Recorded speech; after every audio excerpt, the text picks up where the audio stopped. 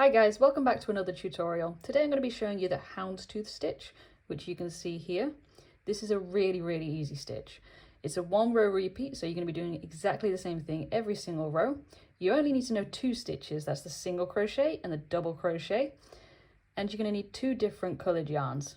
So let's just get into it. Okay, to get started you're going to want to chain an odd number of stitches. I'm just going to start with 15.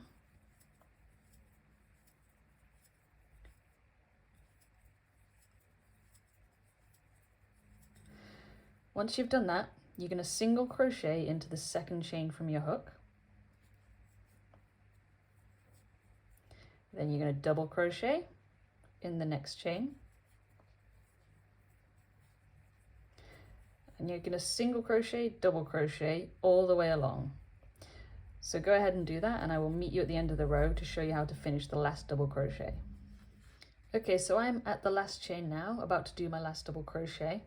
But we're going to change colours here, so you're going to yarn over, insert your hook, pull up a loop, yarn over, pull through 2.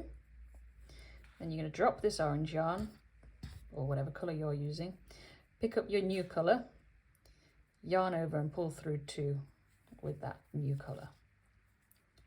Now for the next row, we're going to chain 1 and turn. Now you're going to want to carry your first colour that you're using, so orange for me. You're going to carry that underneath the stitches as you work this next row. So the first thing we're going to do is put a single crochet in that very first stitch, double crochet in the next one, and this is going to be exactly the same as the row before. We're going to alternate between single crochet, double crochet all the way along, so I'm going to go ahead and do that and meet you at the end of the row. Okay, so I'm at the end of the row again, and just as before, we're going to change colours on this last double crochet, and you're going to pick up this yarn that you've been carrying underneath and finish the double crochet with that.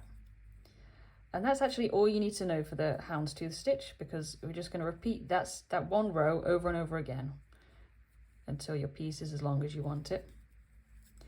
So I hope this tutorial has been helpful, and if you want to check out any other stitch tutorials from me, I'm going to pop a playlist just up here so you can check that out, and I will see you in the next one.